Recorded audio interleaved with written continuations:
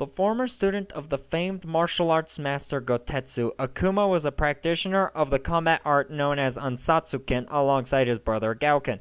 Gauken ultimately abandoned Gotetsu's teachings, though Akuma continued to study under Gotetsu, mastering the art to its fullest extent. Akuma eventually surpassed and challenged his master, who died at the hands of his own student.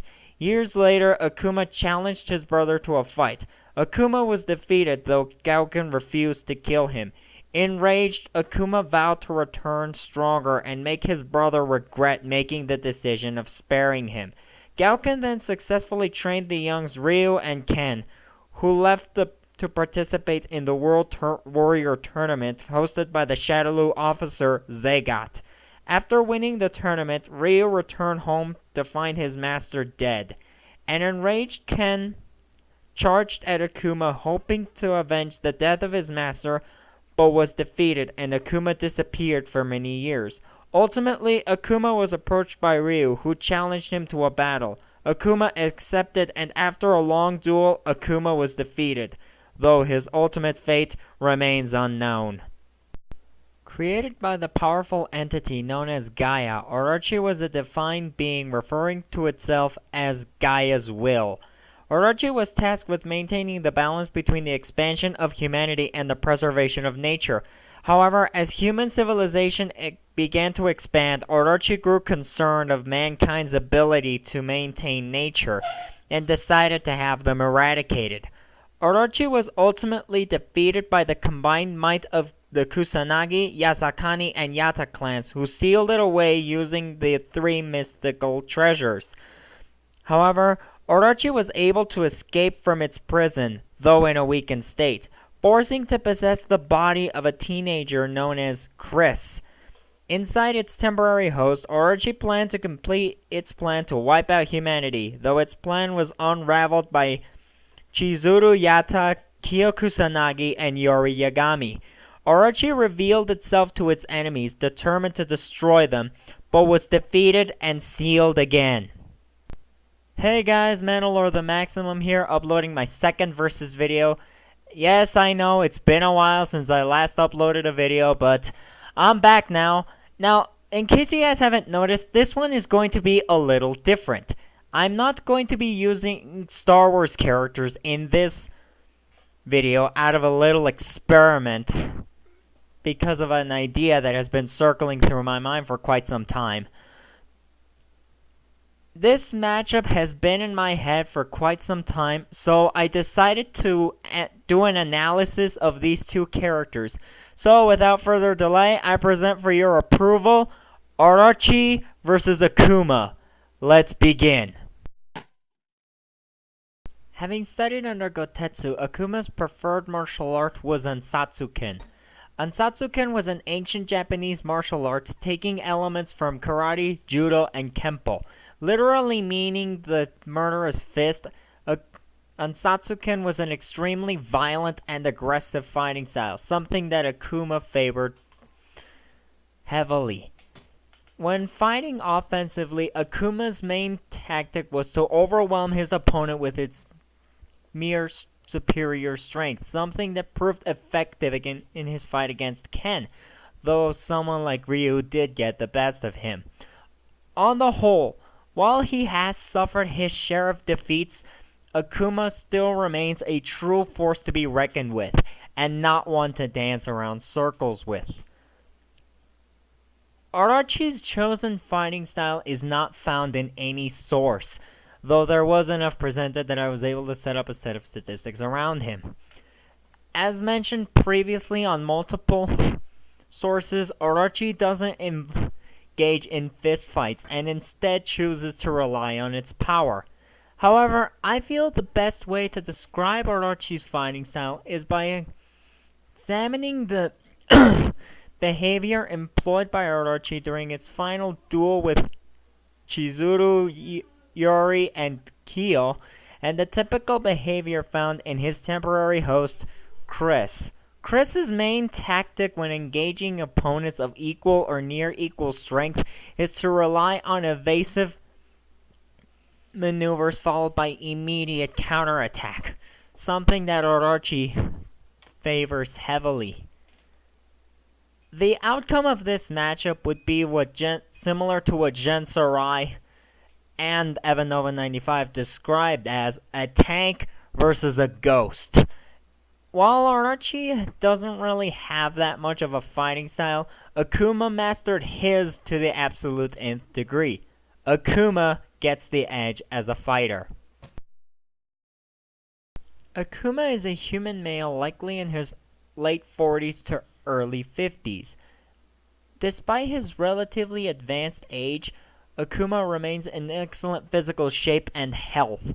While he has suffered some degradation brought on by his study of Ansatsuken, this has not hampered his ability to fight. While the exact statistics of Orochi's physical ability are a mystery, we'll just work with what we have.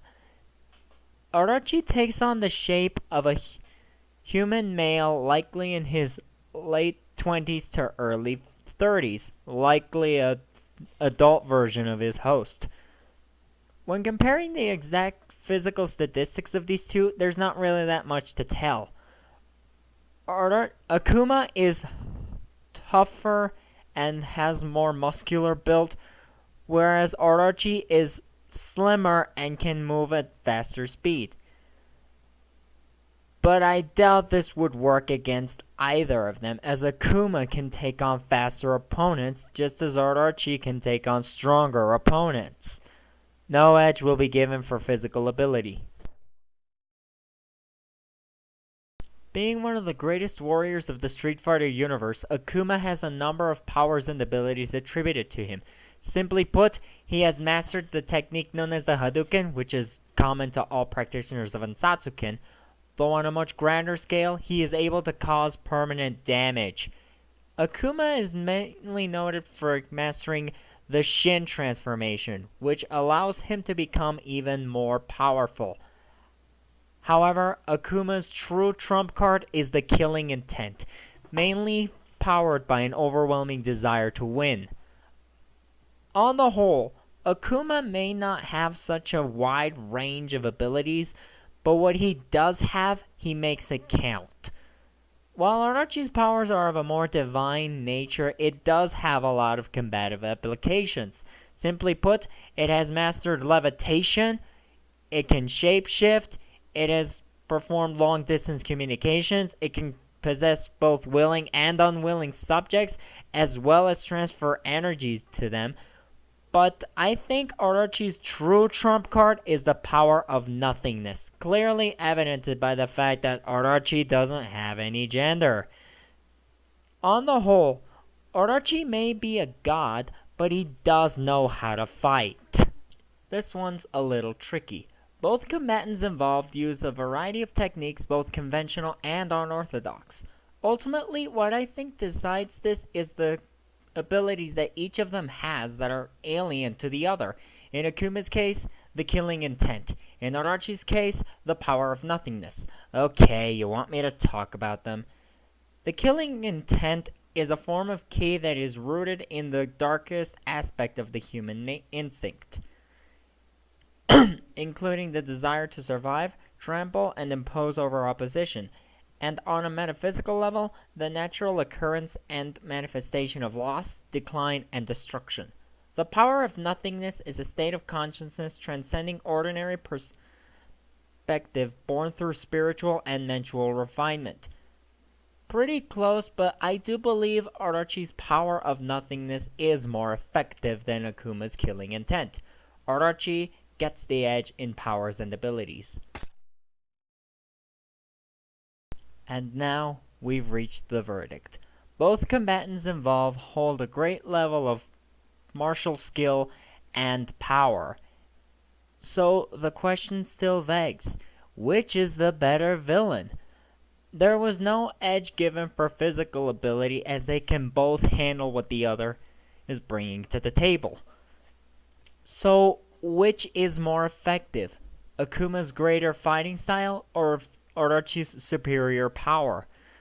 While Akuma has taken Ansatsuken to its absolute nth degree, Orochi's power of nothingness is something beyond Akuma's level. The reason for this being that while Akuma was a prodigy since he was very young, he could pretty much get his ass handed to him by anyone. While Orochi remained extremely powerful even in its defeat, and considering what finally took to kill the bastard, that's saying a lot. If you will allow me to make a reference to alternative media, I believe a confrontation between these two would play out in a similar fashion to the fight between Shang Tsung and Quan Chi in the intro trailer for Mortal Kombat Deception, with Akuma filling in for Shang Tsung and Orochi filling in for Quan Chi. The two would thrash at each other with their abilities, and Akuma would gain an early advantage. However, Orochi would then rely on its power, and Akuma would be overwhelmed within seconds. On the whole, while I do consider Akuma to be fair competition for Orochi, in Orochi's eyes, Akuma is just another mortal to crush. I declare Orochi the winner. Well, guys, I hope you liked this versus video, and make sure to give this video a thumbs up if you liked it.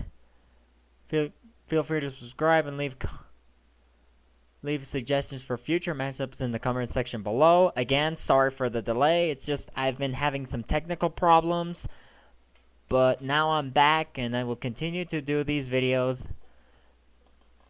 Again, I would kindly ask that you keep things civil, guys. Don't get too hung up just because Akuma's your favorite Street Fighter character. We're all adults here, but I hope you guys enjoyed, and I will see you guys later.